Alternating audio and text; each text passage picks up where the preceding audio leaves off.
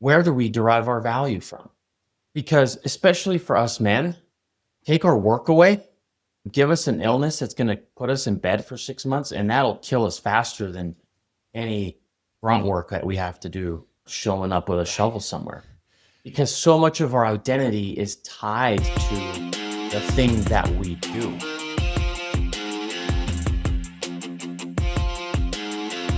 Welcome to the How Leaders Think podcast, a show that transforms you by renewing your mind and giving you new ways to think. I am your host, Kenny Lange, and with me today is the Ruben Aguirre. I really put something on that. He is the owner of 8Signal, a marketing firm that provides fractional CMO services to companies that run on EOS, which is the Entrepreneurial Operating System. His other job is helping coach one of his son's Little League baseball teams and helping his wife keep all 9 of their children on track. That's right. I said 9 with a capital N. I don't know. That was weird. Welcome to the show, Ruben. Kenny, thank you so much for having me. Absolutely. It's not every day that I get to talk to somebody who has nearly double the number of kids that I have. So it is a great honor to be in your presence. Wait till you meet my wife. You'll be like, okay, the honor's gone, Ruben. Scoot over. Yeah. Or I might go, man, like you really, like God really likes you. Would you pray for me? So, man, I'm excited to have this conversation. We've had a few phone calls in the past. There's always a lot of passion, a lot of energy, and also with my marketing agency background, a lot of nerding out, which is always fun. But tell me today, Ruben, what is on your mind? What? I was reviewing that question last night, and I was like, I've got a lot on my mind right now. Which of it all? And do we just dump it all on the table and turn it into some sort of crazy pie? But I would say the 2 things that, or 3 things for me right now are, what does a midlife crisis look like? And am I in the middle of one? All True right. story. AI, what are we doing with that? And the third one is people. How do we deal with people? All right. The big 3, midlife crisis, AI, and all of humanity. Yes. All right. I think the latter 2 could be linked together. AI and humanity, which one's going to win? And then maybe that consternation, and that's a $7 word, is leading to the midlife crisis. I don't know. I'm trying to run a thread through all of them if possible, Yeah. but I'm not a therapist. I just play one on TV. But because you can't do anything with a bachelor's in psychology, that became abundantly clear as I got my degree. Yeah, But me too. But maybe there is something woven in here. So let's get some context. Maybe the easiest one is AI. That's a topic that's coming up a lot. I talk a lot about it. I'm talking to my clients about it. I'm actively working on some AI projects. This will be the first I mention it publicly, I think. Working on the Coach Kenny AI that would serve clients and maybe eventually further out, but just to help facilitate development in between major sessions. And it also helps me develop some workshops and customize. So it's a great tool and a thought partner in that way. But I'm finding that there are so many different use cases there. So when it comes to AI, and especially being in the marketing space, which is really where I think it was like the beachhead of AI to like the first impact. What are you observing? How are you using it, if at all? Is that challenging your business and yourself on how you approach things? I'll start with this. I'm not using it as much as I would like to be using it. And I feel like there's so much that can be done that AI has opened up a whole world for a lot of us. I recently met a guy who's running a whole agency with 3 people and several AI agents that talk to each other and send each other information until they have a finished product that normally would have taken a team of like maybe 10 or 20 people, which 8Signal is a team of about 15. I go, okay, someone is probably going to beat me out here really soon by knowing how to build out these AI agents and give them specific tasks and instructions. And But and this is where maybe the people component comes in too. It's okay, but then what's the value of human life? Are they just cogs in a machine for us to dispose of, even though we might have warm feelings towards them? Yeah, this is where the whole midlife crisis is kicking in. Maybe it is. Maybe what am I worth to the Yeah. human And race? so balancing that of I want to maximize its use because other people are doing it, not everybody. I think that we're still like in the early adoption curve.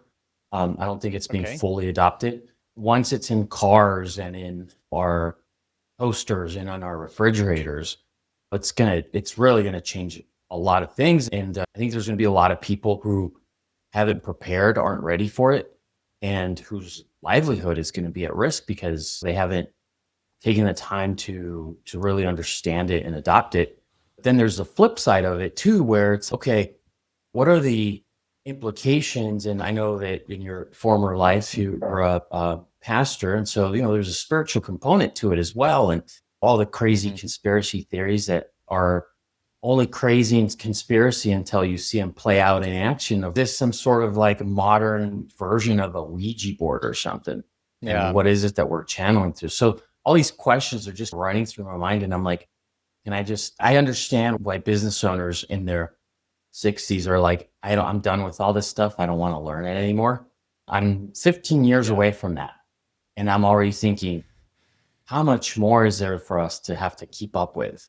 A lot there to unpack, and not in a bad way, in a very good way. I think these are the conversations that humanity needs to be having, because to assume this is just, it's a fad, it's new technology, it's no different than when we got assistants like Siri and Google Assistant and Alexa. Oh, okay, that's cool, that's a nice convenience.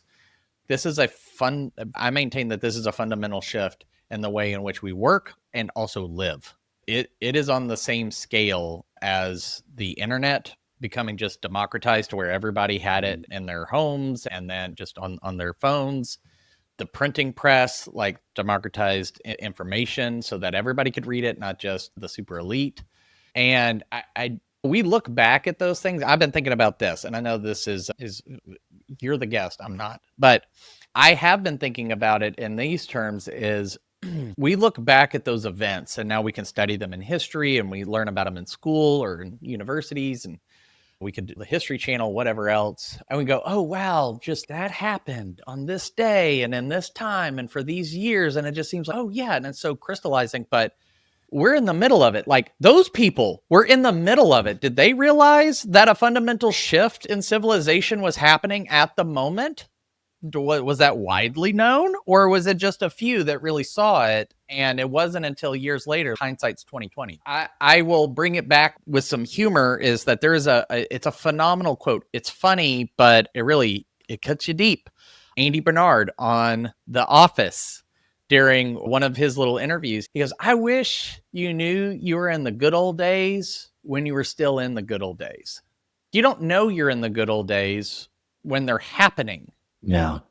And that feels a bit like the moment we're in right now. Is, I'm not saying that right now is the good old days, but the equivalent of we're living through a fundamental shift. For people like you and me and the millennial, the Gen X sort of generation, and even older, but we've gotten to live through multiple. Most people only get one, if any, of these sort of shifts in their lifetime. And now we have multiple. So I can see the cognitive load, even for someone who's techie and nerdy like myself. Sometimes I'm like, oh my gosh, my brain hurts. I don't want to keep up with it. Can I just go live in a log cabin or go sleep in a Denny's? As we were talking about, that's a callback to something that none of you listening heard. So that's just a little something for me and Ruben. But is that sort of along those same lines? Like, we're in the middle of it. It's happening. It's important. What parts need to be important for you?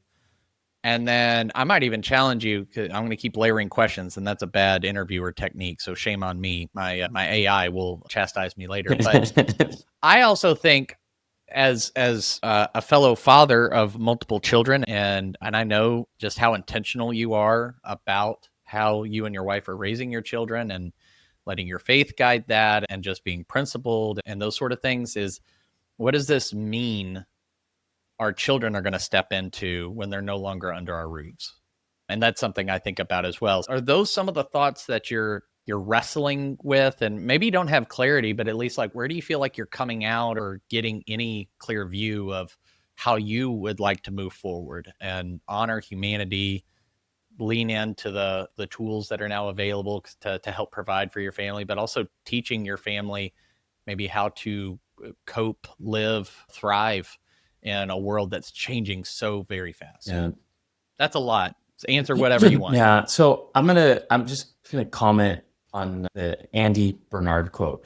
And I would say, Andy, what if we all lived as if right now and today was the good old days? And what is it about the things that we were reflecting back that makes them good? What is it about today that we'll be reflecting back later that will make them good? And I think that's that. And this is something that I've learned to do because I'm always living like in the future, and it's like where I want to be and what do I want to achieve. Yeah. You don't even have to slow down if you're Jim from New York City and going 50 miles an hour in a 5 mile an hour speed zone. Just look around and notice the moment and find the things that you can be grateful for today. And that will make you feel like you didn't miss out. Because I think the whole looking back on the good old days is another version of FOMO. What did we miss out? We missed out on something. But I just wanted to just quickly drop that in there. That's made me think about that. And then in terms of, it was a really big question. There's a lot there. How are you thinking about it in terms of your business? Because this is a point of connection for you and I, is like, how do we honor people? And because of our faith, we see humanity through a certain lens. And so we want to stay connected to that. But at the same time, like this guy who he's doing the work of 20 people with just 3 or 4, and you think, okay, that would make me a much more profitable business, which allows me to continue, and maybe I could pay fewer people more money. I would have more money because I got to send all these kids to college, or I just got to threaten them to get scholarships like my dad did to me. How are you wrestling through that tension when you see a clear example of something? It's not just a theoretical. You actually know, oh, somebody's doing this. This is a reality for today, not sometime 2 years from now. First, I'm trying to convince all my kids to go to technical schools, or just, heck, I'm trying to get an electrician to come out to the house and just for a service call, 30 minutes, and charge $120. I'm like, man, that's $240 an hour. Let me call an attorney and have him give me advice for 15 minutes, and that's going to be cheaper. But I think that one of the things that I know, as a business owner, it's coming to me. I think as a business owner, because we're wearing so many hats at any given moment, and we can't deep dive in every little thing. I think that the revolution of AI is an opportunity for us to live vicariously through our team. So if you're not able to really explore and dig deeper into it, rather than use it as a way to think, oh, how can I make more money from this, be more profitable, or, pay my team less, or whatever thoughts around that might hit somebody. What if we look at it as, what if I help prepare this person to be a better version of themselves at work by encouraging them to explore AI through their subject matter expertise? So if you have a graphic designer on your team, like, hey, I know that you're fantastic at branding, creating logos. Go play with all the tools that are out there right now and see if that inspires you and that shows you something that you've done differently. And so now you're allowing them to learn and grow. And because you've become a conduit for it, there's a greater kind of reciprocity from them as well. And it buys that team loyalty. So it's not a loyalty to you, it's a loyalty to your team, because you're the one initiating that, not because they're the ones that are initiating it. Does that make sense? Yeah. You're looking at it as, how could I extend this person. It's actually, it's adopting, in my opinion, a similar philosophy to what that other agency owner is doing. Is he's got his three people, and then he built these agents to extend what those three people could do, like a lot of those repetitive tasks, things like it sounds like he keeps them focused on more like higher order strategic complex thinking elements, and that actually those agents free them up to really bring the human element that is still necessary in marketing, in business, in sales, and in everything. So what I hear you saying is taking that same approach is looking at, oh, could I lay off half of my workforce and recoup the profits and do all this thing? Is what could I do to help them grow into the next iteration of their specialty, right? Because all the jobs are changing in some way. But I will say this, because I get in arguments. I do arguing. That's why my parents thought I was going to be a lawyer. But I debate this with people because they say, oh, guys, just outsourcing your creativity. It's outsourcing your brain. You don't have to think. You don't have to be creative or do any of that stuff. And I try to tell them, I was like, no, I was like, it's garbage in, garbage out. If your ability to create prompts is god awful, you're going to get god awful, generic, bland, stupid results back. But what I have found is that people who really are practitioners of a craft, like a graphic designer, like a copywriter, that those people understand the fundamentals and the art of what it is that they're doing, that they can ask better questions. They can interact in a way that is far beyond just the novice who's, oh, great, now I can be a world-class copywriter and I can barely get 3 sentences out. No, you're still not going to be on the same level because that person has all of the foundational knowledge. It's like playing like freestyle jazz, right? People think it's just like haphazard and all this other stuff. No, those people are at such a level. They so understand music and composition and like all the theories behind it, that they know the rules and where to bend them. Because if you don't know the rules, you're just going to break them or do something stupid.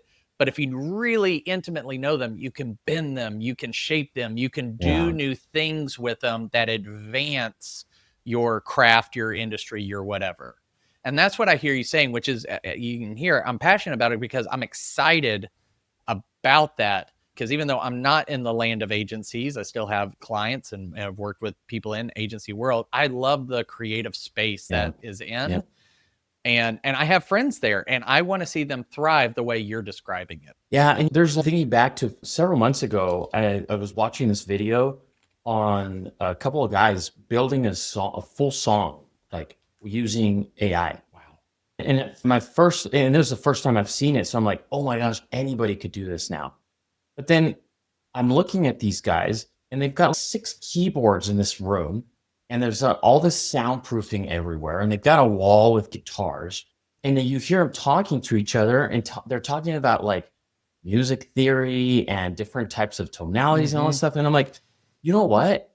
No, not everybody is going to be able to put out a song like they are right now because there's a depth that they bring to the craft that the AI allows them to move more quickly and have more iterations versus somebody like me who has never written like music or songs and I wouldn't know where to start. You need the basic, whatever the music wizard equivalent is. You can't go into the advanced settings. Yeah. So do you think in exploring that, maybe that's the place where what is the value of human life? What is the value that we today and will continue to add to the world and to others, even as AI advances at just a mind-blowing pace? As of this recording, I think we're sitting on GPT 4.5. 5 is expected to come out in the next 3 months. Claude 4 was just released, and Gemini 2.5 Flash, I think, is the most recent. And those are just some of the big versions. But it's every few months. Like, we're getting major iterations and updates on these things. So do you think maybe that's this is called how leaders think, not what leaders do. But do you think that a framework by which more people, maybe especially those who are they feel less technical. And so AI feels less, oh, I get to do 6 months of work in 6 days. They feel more intimidated by it. Is there a perspective there that we're articulating that could help shape this so that it doesn't seem like a terrifying future where everything is robots and we're gonna be in the land of iRobot and they're taking over and there is no value to humans? What do we even do anymore? I don't know if I'm fishing there and trying to come up with something where there is nothing. I think it does. I think a question that it does pose is, where do we derive our value from? Because especially for us men, take our work away, give us an illness that's going to put us in bed for 6 months, and that'll kill us faster than any grunt work that we have to do showing up with a shovel somewhere. Because so much of our identity is tied to the thing that we do. And as Christians, we're ideally, all of us, but all the time believe this, but as Christians, we're supposed to derive our value from the one who created us. And our value comes from that, not from what we do, and barely comes from who we are. Yeah. And I might be stepping on some theological toes here with some people, but I think that it's not about who we are, it's what we're meant for. And if I were to summarize it down, it's a lot of time to see this as like relationships. We're meant to be in a community and to be in a relationship with one another, because if you believe in an afterlife, what is there on the other side? That's relationships. Sorry, that was because there's not work to. No, I love that. You can even look at, and in case anybody's, oh no, that was sexist or something else, go look at the death rates of men post retirement. It's alarming. Like, we do not last long. And I'm not saying that this doesn't also affect women, but if you pay attention to conversations between men, between women, and this is not meant to pit one against the other, I'm not doing that. But something that I've observed even in myself, and I've heard some others comment on this, but what's the first question when you're meeting somebody for the first time? You're out somewhere and two guys meet each other and they're shaking hands and doing things like, what do you do? Yeah. They're not asking like, oh man, what do you do on the weekends? You like rock climbing or you want to play the ukulele? No, they're asking, what is your profession? What is your career? What are you dedicating your time and energy to? How do you put food on the table? How do you establish worth in this world? Yeah. Which I get to proudly say, as I was talking to somebody the other day, I was like, I think I'm unemployable at this point. They're like, really? Like you just went and worked for somebody? I was like, no, if I did, it would not last long. I've been on my own too much. I'm an entrepreneur. I think I've gone feral. But I proudly wear that label, that tag, that category of entrepreneur. But that striving, man. And I do think that striving, it manifests differently for men and for women. But man, that's been something that has eaten away at me for most of my life. And we get out. I had somebody tell me this, and it was one of those things that it was just rudely insightful.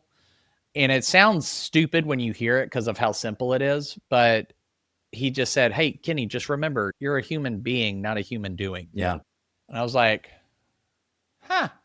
They're like, so why don't you just be? And I was like, I don't understand that sentence. Yeah. As comical as that sounds, like I'm better at it now. But that's still a struggle for me. And I think it is for any driven individual, is how do you balance that drive with staying in touch with your own humanity, let alone valuing the humanity around you. Yeah.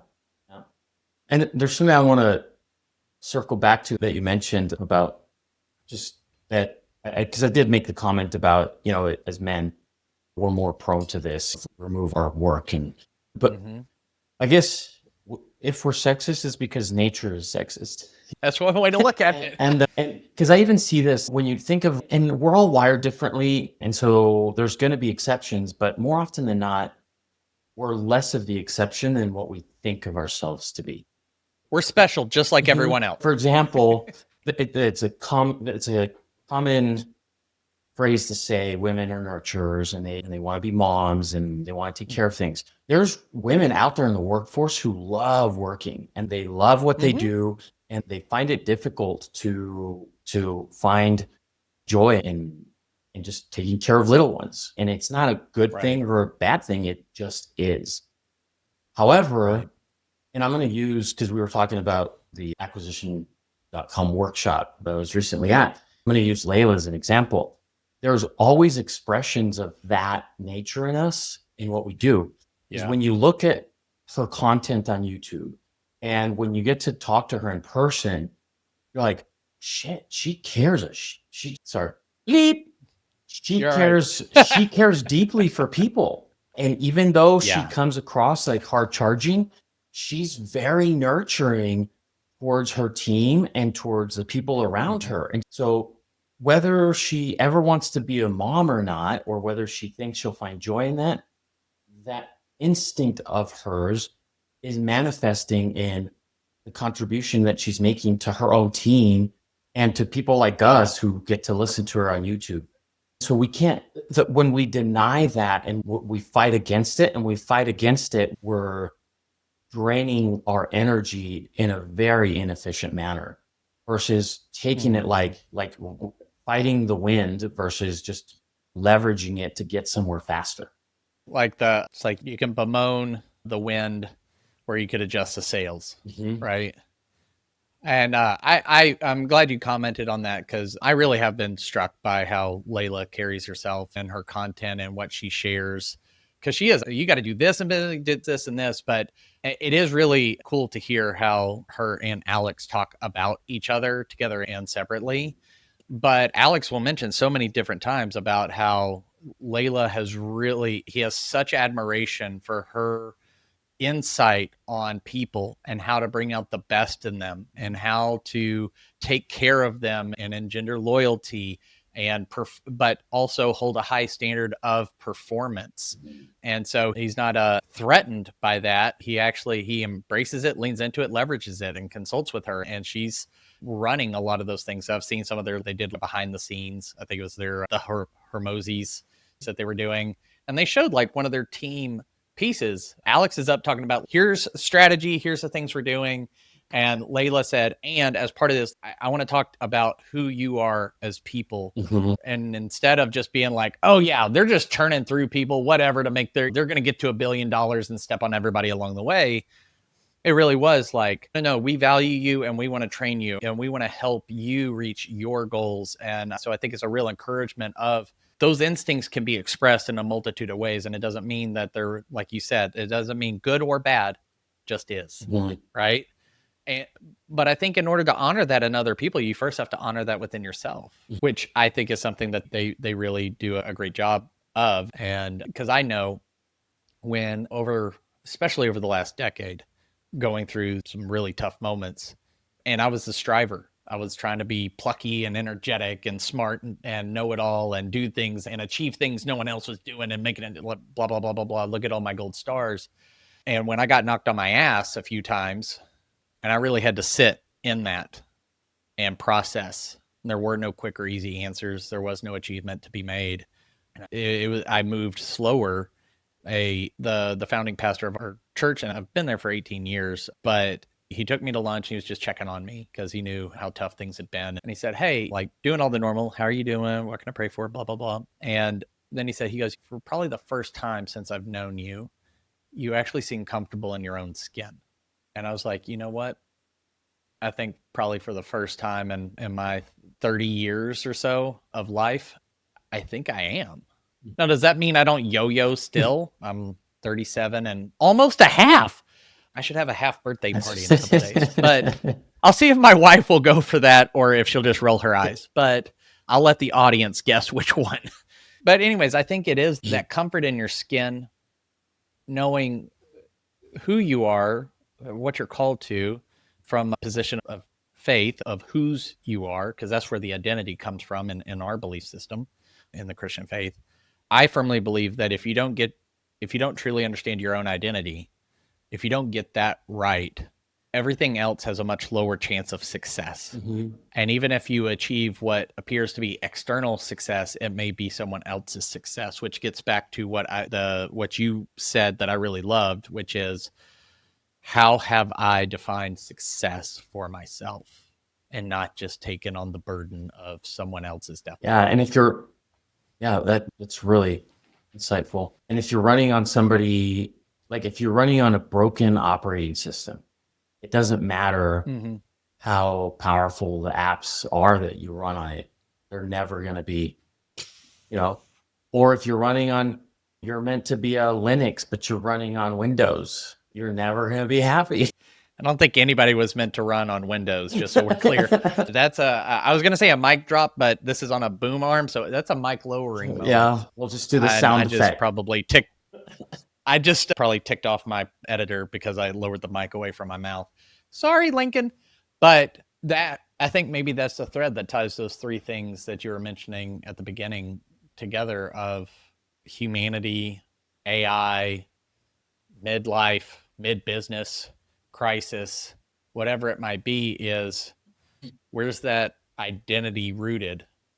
And what is my definition of success that's part of what I feel called to do, whether you use that sort of language or not. But you can feel like some people might use destiny or fate or something like that. I don't use those, but whatever you feel like you've been put on earth to do, are you in touch with that?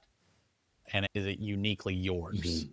And so I think you're the perfect person to ask this question, of someone who has been in business for a number of years. That's not easy. We were talking about the white starting to come in on my beard. So I'm going to catch up with you soon. And having a long-lasting marriage and having 9 kids, which is no small feat. It's a small circus, more, but one but circuses are full of joy. But how, when you have all those forces on you, what if somebody's listening and they're thinking, maybe I'm not carrying all that, but I want to know what success is for me, not just what I hear maybe the Hormozy say success is, or somebody else that I listen to or watch or consume their clips. And I'm not against those. I listen and watch all those things all the time because they're encouraging and inspirational and thought-provoking. But what is a baby step someone could take in the next 24 hours, spending little to no money, to start to define success for themselves that's rooted in their identity? I don't know if I'm not sure of this answer. So I'm going to think about it after the call. But what comes to mind is, the very first thing that comes to mind is, we're all taught to self-reflect and think about yourself and find the answers within you. I think that's the wrong approach. I think that that in order for you to define success, you can't define that by looking inward. I think that you have to look outside yourself. Now, if you believe in a spiritual life, in a spiritual world, it's easier to find that external component. But even if you don't, you still have to look outside yourself and go, what cause, what movement, what thing out there moves me deeply? Because and the reason why I say you can't look in yourself is because we're so dang fickle and we're always changing our mind. And we're like, yesterday I like this, now I like that. We can't fully trust ourselves to know what's in our best interest. Yeah. But if we look to our ecosystem, the people we surround ourselves with, the relationships that we're in, the place where we live, the things that we gravitate to, those things start giving us little hints here and there. And from that, we build our definition of success. We choose it. It's not being dictated to us. We're sifting through. It's like how you would help a student, or with my kids. What do you want to do with your life? Try different things. See what makes you feel more fulfilled on a consistent basis. What are the things that you would do, even if it was difficult, even if they didn't pay anything? And so looking outside of yourself, I think, in order to define the success for yourself. Yeah. Man, you've given me a lot to ponder on that one. I'll get back to you. Awesome. That was fantastic. Ruben, this has been a phenomenal conversation. I didn't expect anything less, and I look forward to having you on again. But in the meantime, if somebody wants to know more about you or 8 Signal or how to keep your sanity with a bunch of kids or something like that, if they want to connect with you, where would you send them? I think the best place to connect is I'm not very active on social. So the best place to connect is just go to the website, reach out, send me an email through that. We'll Okay. have one-on-one conversations about this kind of stuff or whatever you want to talk about. Yeah. And Or your fractional CMO yeah, I was services. about to say, I appreciate you having me on. I really enjoyed this conversation. And as I've been reflecting back on the conversation so far, interesting how very little we talked about the thing that I do or even the thing that you do. So it was refreshing. It's like, oh, people are going to show up to the end of this and go, "What? So what does he do?" And we're going to say, Yeah, it I'm not a doesn't big matter. believer. Right. It doesn't matter. I'm a big believer in not pitch slapping people. Love it. I try to stay away from that. Let this just be a warning also to all of you on LinkedIn. If you try it, you might get a slightly spicy reply from me. Yeah. Ruben, thank you so much. I really appreciate it. And listeners, thank you so much for spending part of your day with me and Ruben. I hope that this was informative, insightful, entertaining, all the fun adjectives. If this meant something to you, like, rate, review, subscribe, whatever the right button is on your platform of choice, I would deeply appreciate it. But also leave a comment, however that works, again, on the platform that you're consuming this on. Let me know what sort of conversations you want to have. I make this for you. I have fun with these, but if it doesn't speak to you, if it doesn't move you, if it doesn't help you take your next step in leadership, then I'm not really doing what my definition of success for this podcast is. Help me help you. Awesome. But until next time, change the way you think. You'll change the way you lead. We'll see you. Bye, everyone.